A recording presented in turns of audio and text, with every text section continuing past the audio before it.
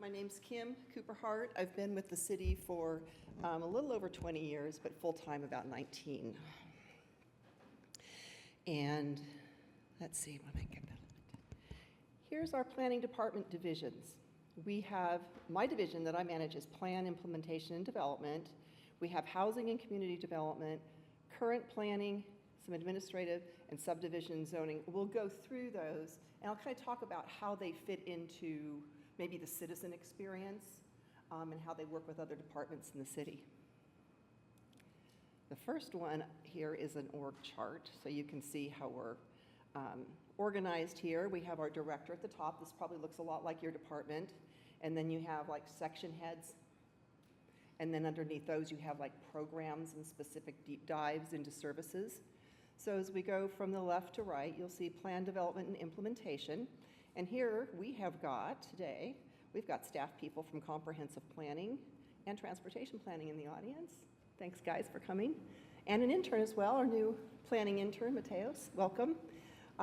We have neighborhood and commercial district revitalization. And then in current planning, these folks do the design reviews and the conformance reviews of plans. Not every plan has to go into review, but we'll talk a little bit about the ones that do and what this group has to do. And also historic preservation.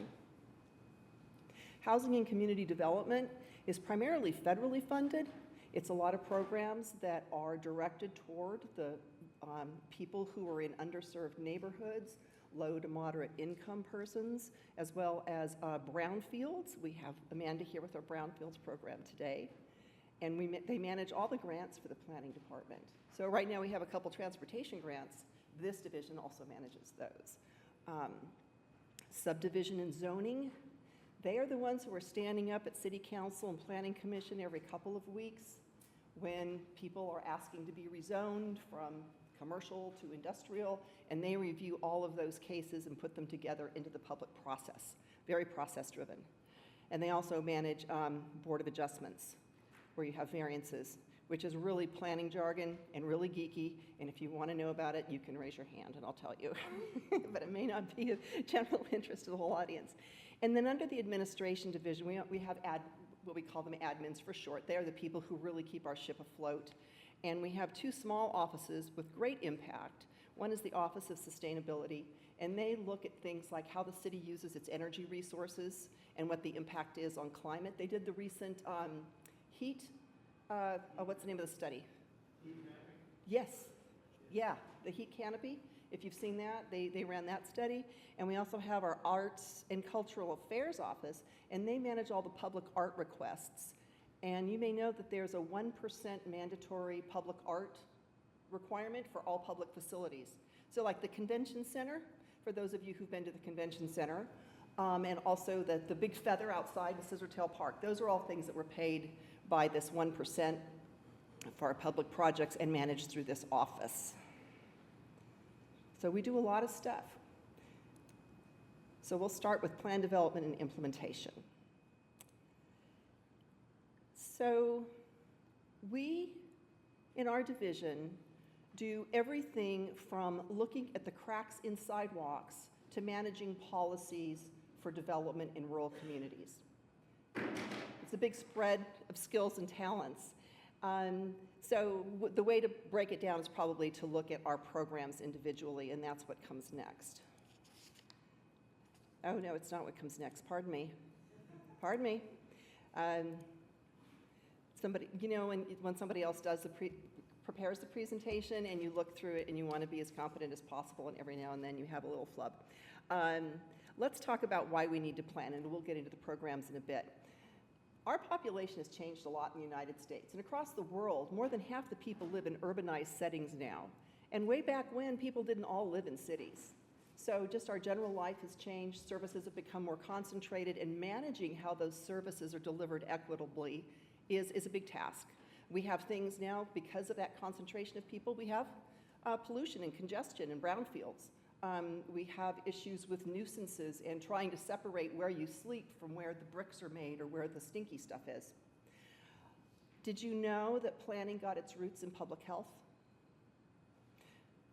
So in the United States, the tenements Probably the biggest story is the tenements in New York City. A lot of people coming in through Ellis Island, a lot of immigrants, and people, the landlords there were building really crappy living conditions.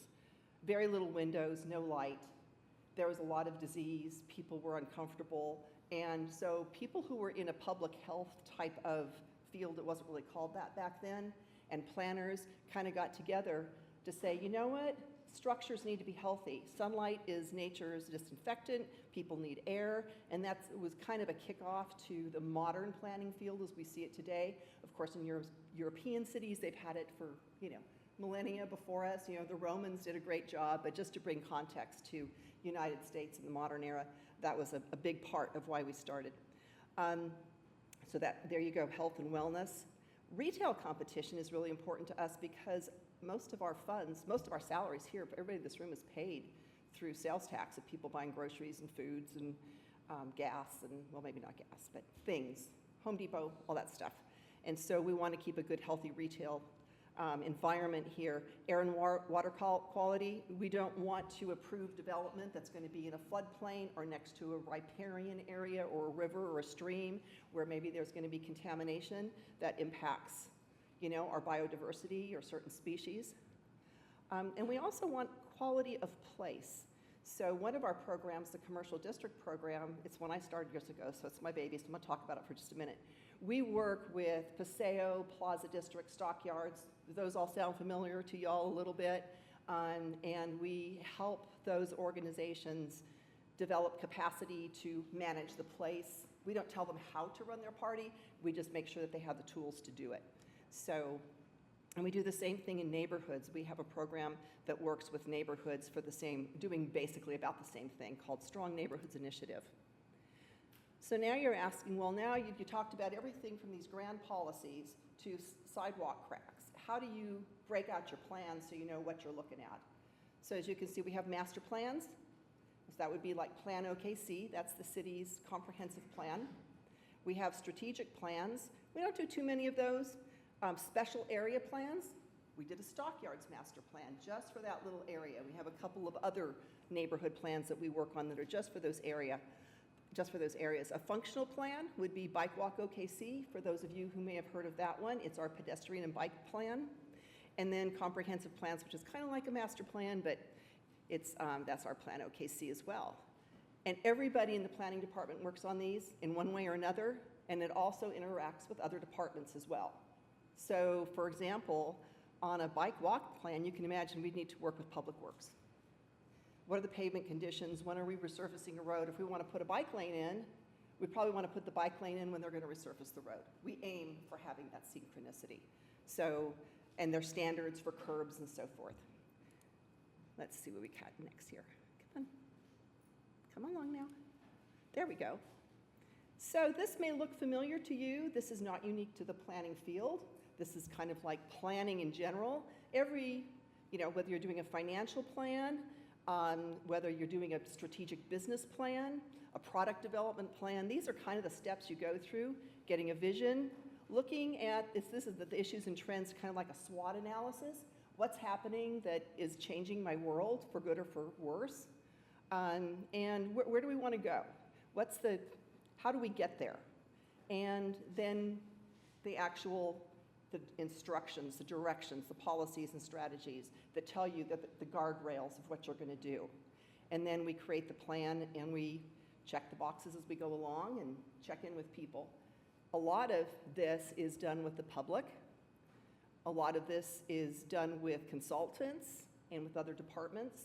So, the city's redesigning its website, right? Some of you know that we're going to be going through a website redesign.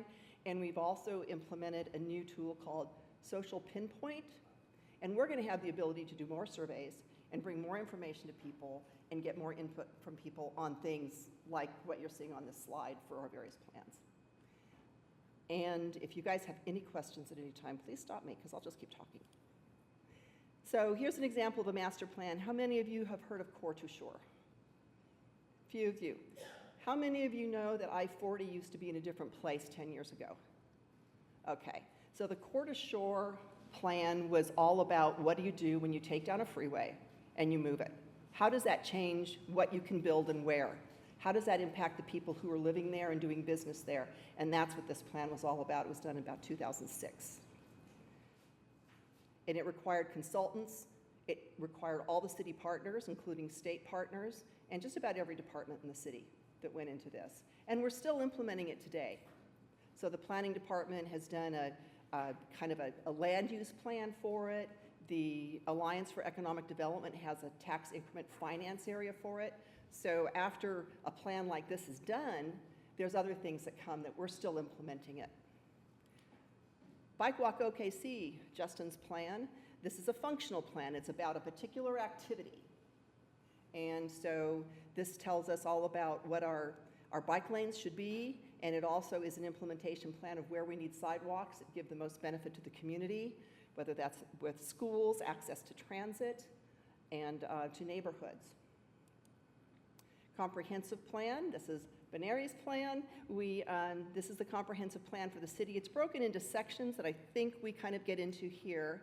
And so transportation, housing choice, healthy citizens, community attractiveness, thriving neighborhoods, efficient development. That means try not to leapfrog. If you're going to continue development along a corridor and we need to put utilities in, let's try and keep that going incrementally and not have a whole bunch of stuff over here and over there and over there. Let's try and create a plan where we can kind of have it contained in a way where people may not have to drive so far to get from their home to services, and it's maybe near schools and other existing amenities. And we're also looking now at natural character a lot more than we did before. We know that we're kind of in between what they call like a timber, what's it called, Benari? The timber, high timber, cross timbers area. Just if you draw like a line across the state, we're prairie and timber. And the prairie did not have trees, a lot of trees before, but now we know we need to put them in because we need infrastructure for shade and comfort in a way where the prairie wasn't inhabited 100 years ago the way that it is now. So we're trying to preserve natural character of the prairie while also keeping us comfortable, which is sometimes it's a good feat. When I talked about everything from sidewalk cracks to planning in rural areas, here you can see on the fringe, the green areas are our rural areas in the city. This is where people either have ranches or agricultural development, and maybe where they have some, big, 10, 50 acre developments, and they are self-sufficient out there and enjoying the country life. And that's one thing about Oklahoma City I can say is that we really try and offer choice to our citizens. You can live downtown in a 10-story building, you can live in a neighborhood in a single-family home, or you can live out on 10 or 50 acres if you want to. This is street typologies. This is really exciting, planner nerdy stuff. You may not know this, but all of the streets in the city have a type associated with them. Everything from a main street, like maybe what you'd find in the Plaza District, where everything's very close to the street and people are walking and there's bikes and parking and lots of retail and so forth, to a large boulevard or even a freeway. So like May Avenue is what we call an arterial. It's huge. It's meant to support commercial development and apartments, multifamily housing along both sides of it. And the street needs to be big enough and strong enough to carry all that traffic and make sure people are safe at the same time. Industrial streets, for example, at the very bottom, this is where industrial, have you ever heard of like the conflict between industrial and neighborhoods and wonder why that exists? Well, the people who are driving huge trucks that need huge turning radius, and they're noisy, and they need to deliver big packages, and they need lots of land, and they really don't want to worry about having a school next to them or a neighborhood where kids are going to be on bikes. That's not very compatible. So we have streets that are industrial that are designed to help carry that sort of traffic. Transportation planning, again, I love that image. This is a function of we've talked a little bit about what we do with that. And again, it goes from everything from sidewalks to streetscapes, bike lanes. And have you noticed those things that we call delineators, those little flappy things on some of the roads? We plan for those too on areas where people need that extra protection. That's not for drivers, that's for the cyclists to feel safe. And they may seem like a nuisance, but if you're a cyclist, do we have any cyclists in here? Not? Okay. Well, take my word for it. If you're a cyclist, you appreciate them probably more than the drivers do. And I mentioned our commercial district program. This is really getting into what my division does. So when we do a commercial district, how many of you have been to Northwestern Avenue District or Britain? Plaza, Paseo, Stockyards, there you go. I'm leaving some out, Uptown, 23rd area, Asian District, Capitol Hill, Southwest 29th. All those are districts that have worked with our program and planning. And we try and work with them so that they have the organizational capacity. They're all run by nonprofit boards. So they have volunteer boards of president, and they sit around in a meeting with the gavel or the equivalent of that and have their board meeting minutes, and they plan with what their events are going to be, and they work with the city on things like streetscapes and festivals. We invest in these placemaking efforts because everybody needs help. We don't have a top-down program. This is very grassroots. And if a community wants to have a district in there, we will work with you to make that happen. And we fund them through the general fund. We have contracts with them, so they learn how to manage a contract. They learn how to send invoices to us. Believe it or not, this is really hard for some. We're kind of semi-bureaucrats in this room, so we're like, an invoice, what the whoop? It's no big deal. But for some folks who work in the nonprofit world and are community-based and so forth, an invoice and getting paid for that seems like a mysterious process sometimes, so we help them with that. And we also do business improvement districts. Does anybody know what a business improvement district is? Well, it's a district where the people who own property there help pay for the maintenance. So downtown is a business improvement district. The city does not plant those flowers that you see, and they do not empty the trash cans that you see on the street. That's all done by downtown OKC. And we have a whole bunch of little downtown OKCs around the city, such as Stockyards and Plaza and the ones that we've mentioned. They plant the flowers, excuse me, and empty the trash in their district. So back to the retail and back to the sales tax thing. Why is it important? Look at the difference. This is a survey that was actually a study that was done by American Express years and years ago. Based on 41% of the revenue generated by a locally owned business will stay local, compared to 24% if it's a chain store. That's the difference in money that goes to the state for things like schools, roads, even coming to the city for things like our salaries and so forth. So this is when you hear support your local businesses. Not only is it just being neighborly, there's a financial component to it that's pretty significant. And where that money goes, you may not know this, I learned this when I was in college. There are companies that specialize in advising companies on how to spread out their operations so they have the least amount of tax liability. So put your sales in Akron, put your manufacturing in Arizona, put your other functions here, and you will pay less taxes. We want them all located as much as possible in Oklahoma so that we get all those taxes. And so the Alliance for Economic Development and the Greater Oklahoma City Chamber, they all work really hard to recruit employers and businesses where that can happen. Also important here is this thing about the neighborhoods, if you didn't read to the bottom.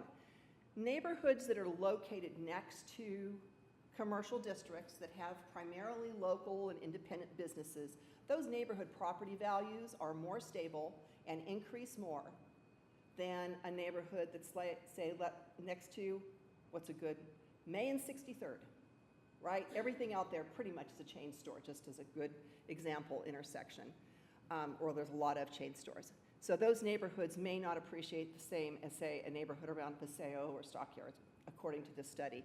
And I think that plays out pretty true from what we've seen in our city. These are all of our districts. There's a lot of them. And I've asked this is, do you live, work, or shop in one of those districts? And I'll put them back there. You can see Western Avenue Adventure District. Everybody's been to the zoo at least once. Capitol Hill, Britain, Route 66 there. West 10, Plaza District, goes all the way around the city. I love it. We've got north side, south side, east side, west side. A lot of activity going on. Okay, Strong Neighborhoods Initiative. You ready to go to neighborhoods briefly? Okay. I love these one-way presentations where everybody gets to sit and nod. It's not my usual style. I like some laughter, a little bit of Q&A. So does anybody live in an SNI neighborhood, or do you know that you live in an SNI neighborhood? Class in Tenpen, Capitol View, Capitol Hill area, class in North Highland Park, class in East Culbertson's. There's one I'm forgetting. We'll see it in a minute. So here we go with a very, very focused planning effort for 3 to 5 years into a neighborhood that needs a lot of help. We have federal dollars that help. We have a planning team that works in there and works with Public Works, Parks, other departments. We do a combination of everything from working with the schools to help with school programs and after-school programs to resurfacing the streets, putting in better lighting, doing trash pickup, removing hazardous trees, all the things in your neighborhood that if you don't have a lot of money, these things are hard for you to do.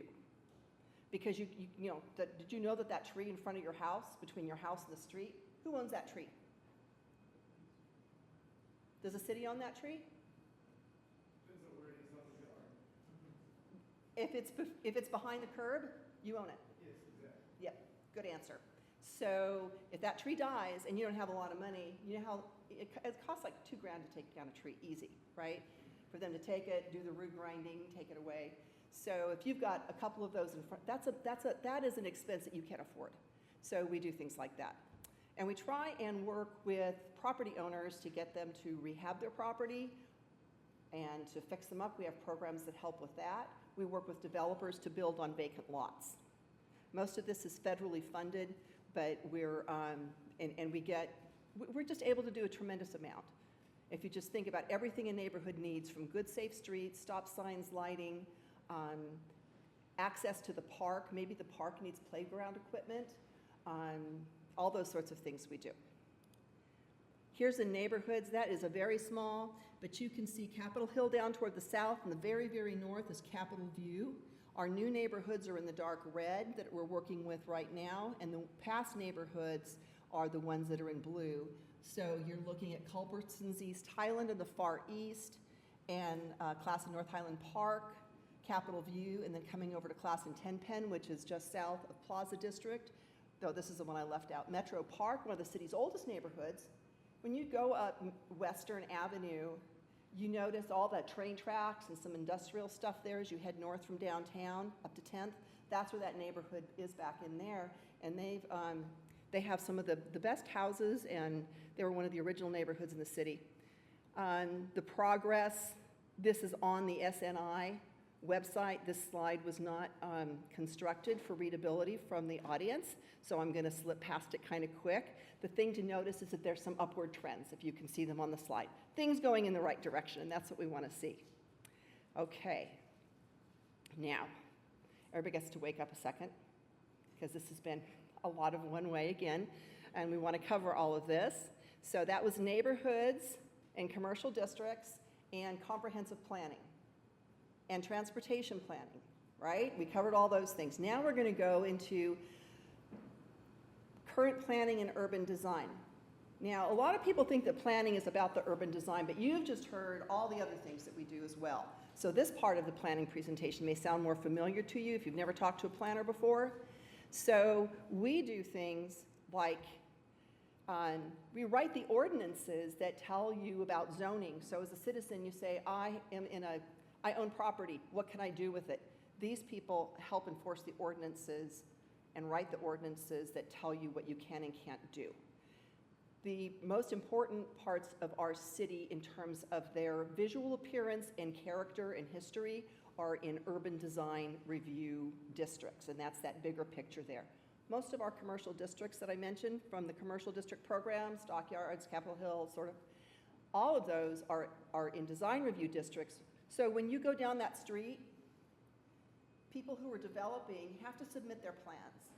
So if I own a building in Stockyards, I have to go to this committee and present to them, this is what I'd like to do with the front of my building, and this is what it looks like. And our staff here on the city has the expertise to help you not only be cost effective with the design of your front, but also help you blend in with your surroundings in a way that it creates a beautiful block face for you.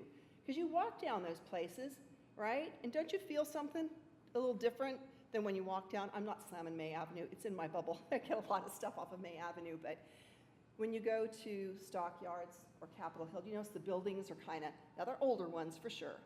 But if there's a building that got torn down or burnt or something, what they build back in there needs to blend in. And that's why this urban design review exists. And it's been really helpful. Downtown as well. There's places where maybe you don't put a Devon Tower everywhere downtown, even if we could afford to fill it. But, you know, you want things that are compatible. We have some areas downtown, like Bricktown. Do you want a 50-foot skyscraper in the middle of Bricktown?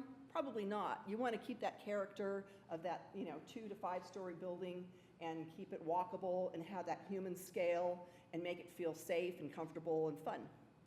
And that's what they help do. And you can see that this is just in terms of the volume of the applications they get every year just for these districts, 431. And they take all of those to these committees and they go through the whole process with them all the way through and get a stamp of approval, and then they can go get a building permit. So we're kind of like a little gatekeeper for the design part of it before you can get your building permit. So I have a question. Please. So you're talking about building size, scale of Bricktown. Isn't the giant tower in that Bricktown? That's a really good question, because that particular piece of property is not in any of our design districts. So it's a gap. You could call it that. Some people call it, it could be a gap. It could be, yes? What's that? Are they planning to go forward with that Yeah. still? I think so. How do you feel about that? You know, my background is I'll just say, planners usually go into one of two camps, and this is true in a lot of fields. Same thing with the legal field. You're either a litigator or you're either an architect or a warrior, they call it, right? In planning, you're either economic and community development policy and politics, or you're into the physical planning part of it. I'm over here, so for me, I'm like, well, that's what the community wants, it's fine. Whereas the urban design people may have a different perspective of, oh, that doesn't fit, we don't like it. So it really, it depends. My son lives in Virginia. What the community wants, or is what a billionaire wants? What's that? I said, is it really what the community wants, or is it what a rich man wants? The community wanting a thousand. You're asking a really good question, because it's a difference between having a building entitlement and having to go through a bunch of review processes. So a lot of people can build whatever the code says that they can build, and all they have to do is go to the building department, the permits department, development services. If you're in one of these design districts, you have to go through another process where your design and your compatibility gets checked by planning staff. And then you can move your building. So if the millionaire, as you said, right? Yeah. If the millionaire lives on a piece of property where they don't have to go through any design review, lives on this piece of property, they can go get a building permit and they have to follow building codes. Now, their zoning may have an issue about how high you can go. And this was the thing here, is whether or not we were gonna allow that extra height in a building review, because they had to apply for extra height. So, Yeah. So instead of, what I hear you saying, instead of voice, so there's no independent design review like that site was Capitol Hill, particularly or, yeah. So in the middle of something that they did. So they're strictly working with the city, no other intermediate boards, right? What is the location of that? I don't work a lot of the downtown stuff. Who can tell me location? Street intersection, Yeah. or where the skyscraper is? Right on. I didn't bring my phone with me. Justin, you know? It's actually the little white space just below the paint. That's the thing. Yeah, there you go. It's like down here. Yeah. What's that? Okay, it's in that little white area, right? Yeah. Okay, but will it be touching one of those, design districts? It is very, very adjacent. Because if they touch it, they have to get, certificate of If they were appropriateness. in the design district, they would.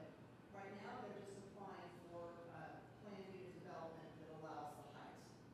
And we approved that. You went through planning commission and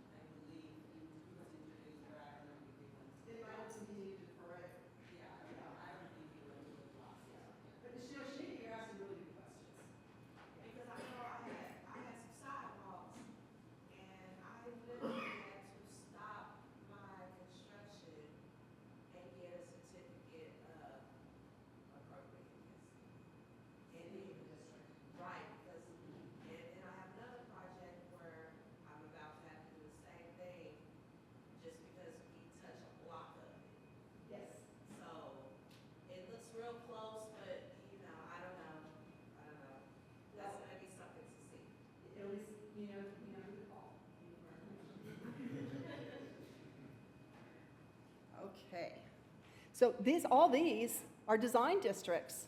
So you can see all along the river, we have a scenic river overlay because back when this was developed, probably about 15 years ago, close to 20 years ago, they wanted to preserve the character of the river.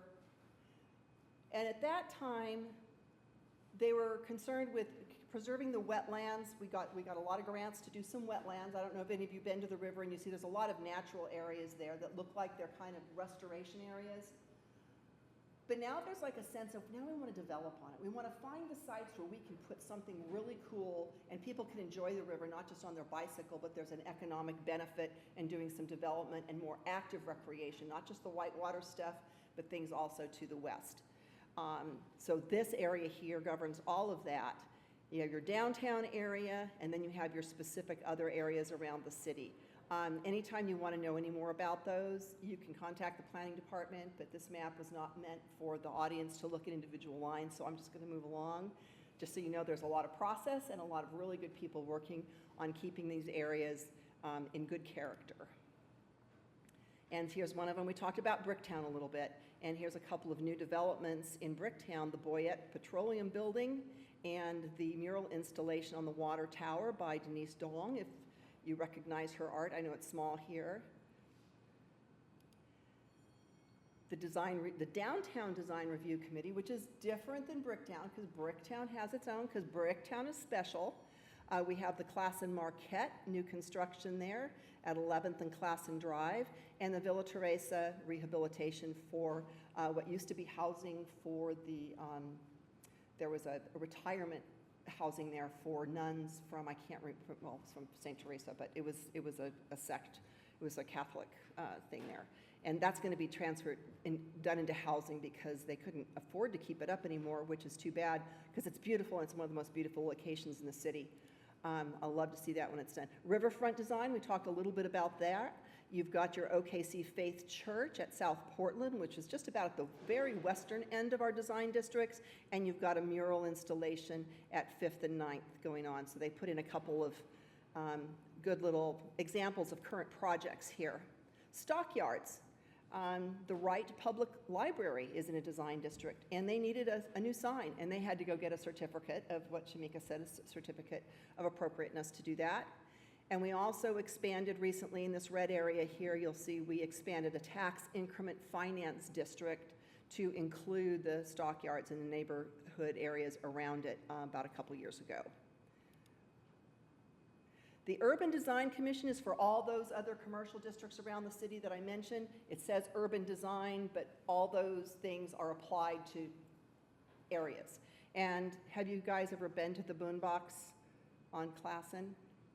Oh my God, they have really good boon there. Does anybody like Vietnamese food? With the noodles. It's the cold noodles, and they have the cucumbers and carrots and the radish, and you can get veggie or you can get it with their, lemongrass grilled pork or seafood or something. And they have a little app, you can order it and you drive through and you can pick it up. And it is really cool. It's right there on 23rd and it's on Classen and 26th. Historic preservation. Lots of controversy in historic preservation as just a general topic for citizens.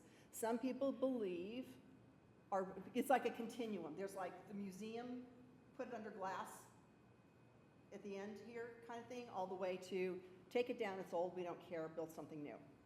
And every place in the city has its own treasures of things that people want to keep. And you may remember the Egg Church. I live over by the Egg Church. Remember the Egg Church at 36th and 235?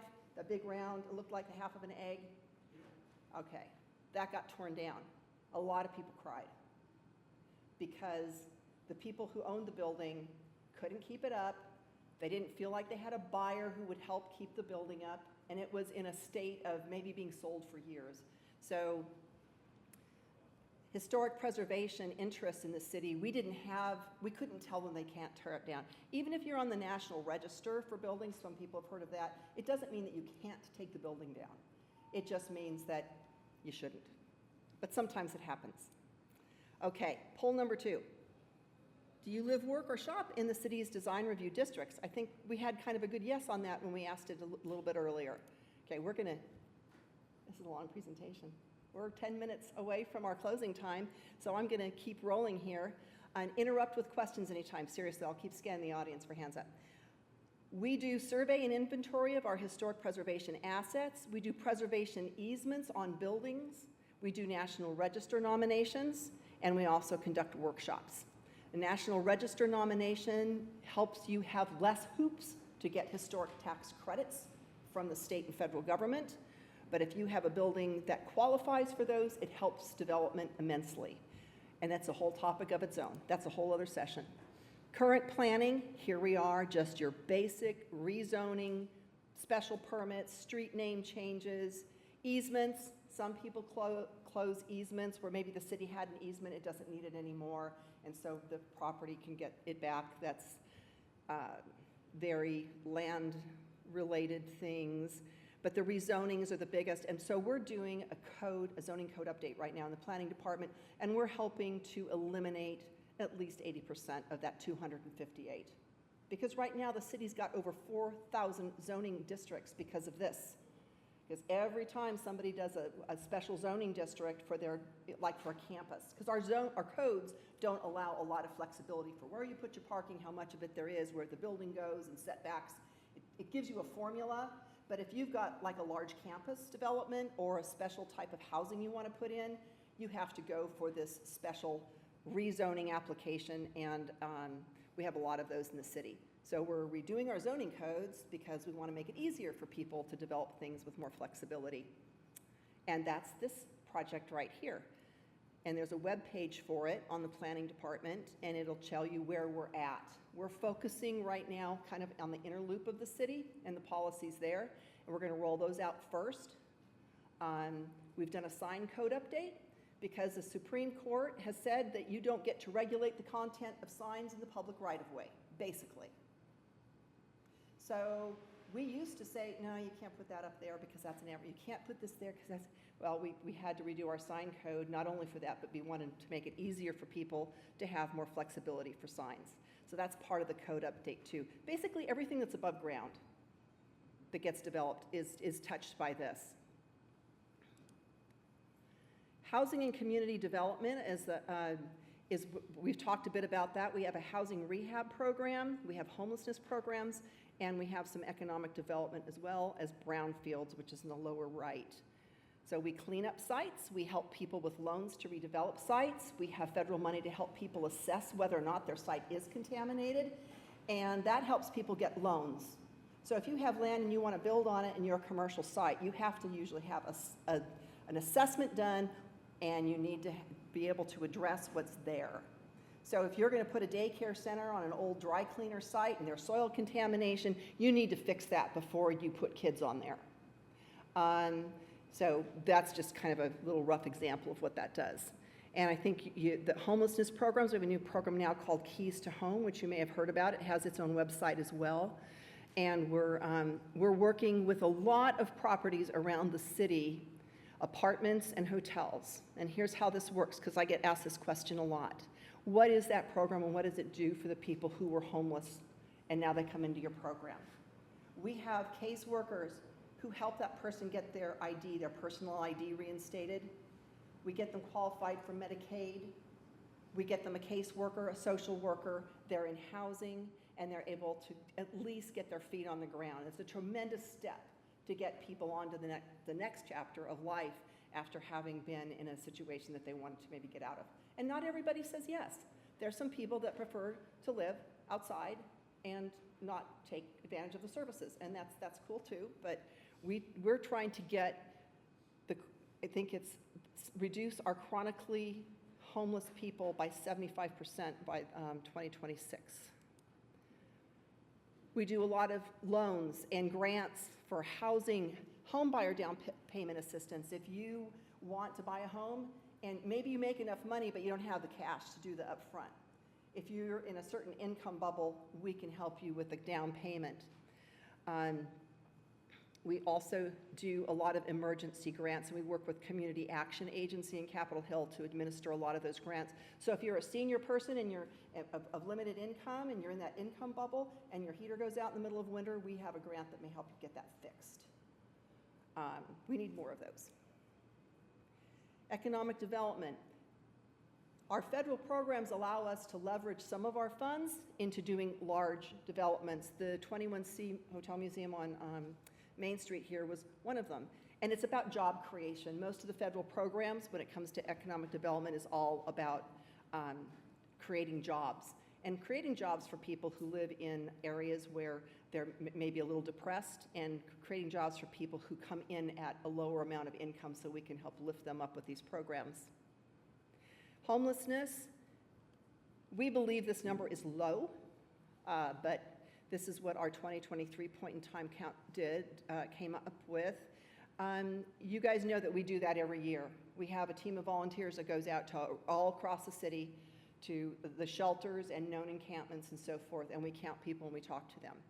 And we do that very, very early in the morning when people are still usually in place before they've, maybe gone on with their day.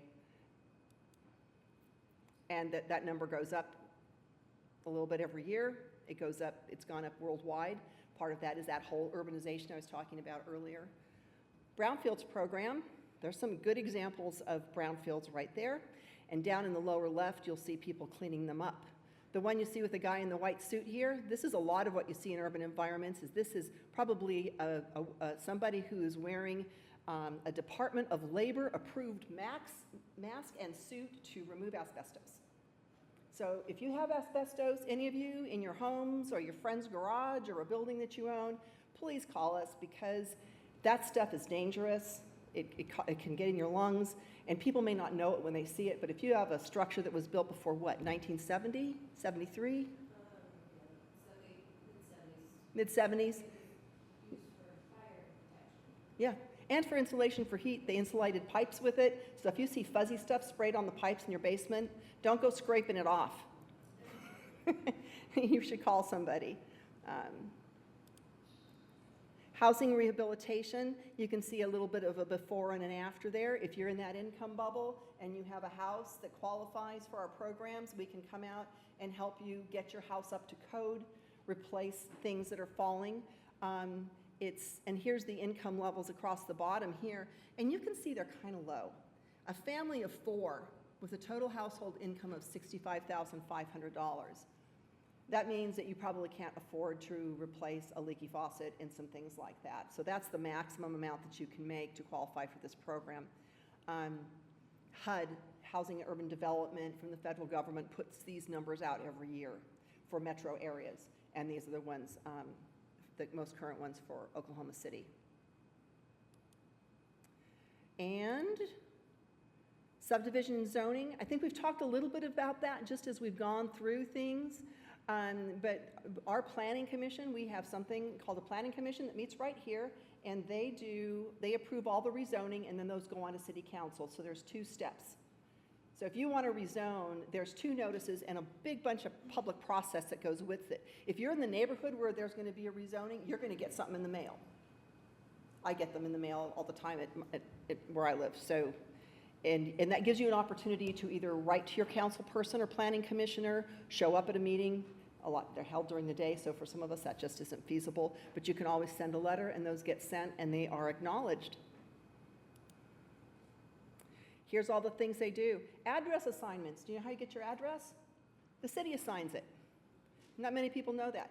And the city assigns it for public safety reasons, for post office, and for the county assessor as well. So all of that gets done in our office. We do all the maps for zoning and subdivision. We do the development reviews and consultations, and we also manage the home sharing, AKA Airbnb-ish stuff. We overview those special exceptions as well. Another controversial subject today for neighborhoods too is whether or not neighborhoods want to have the power to be able to veto out some of these home sharing things, because some people feel that this is it's an encroachment in a way on their neighborhood life, because they moved to a neighborhood so that it was a family-friendly thing. Maybe they moved there with kids or whatever, or maybe they moved there with a multi-generational family, and now there's a party house across the street. And that upsets some people. They're not all that way, but that's just to point out some of the things that I've heard that indicate there's a controversy. They get 714 applications a year. Now that's just not like 2 pieces of paper a day, okay?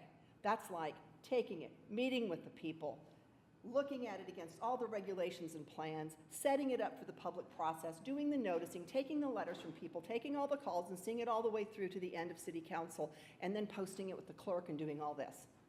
That's what they get 2 times a day. And they have to do all that process. They are an amazing group of people.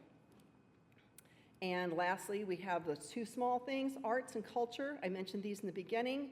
They are wonderful. If you ever want to do anything for arts and culture in your neighborhood, you just give us a call. We will help. And these are the things that the Office of Sustainability does. They have Adapt OKC as their plan. It's been adopted as part of Plan OKC, the city's comprehensive plan. And they are available to do speaking engagements at your church or your neighborhood association if you want to learn more about what the city's doing for sustainability and what some of our key trends and issues are. They also help get grants for things, and you can see some of the things that they're working on right here that are kind of current trends for sustainability for the city. And that's the end of our presentation. Okay.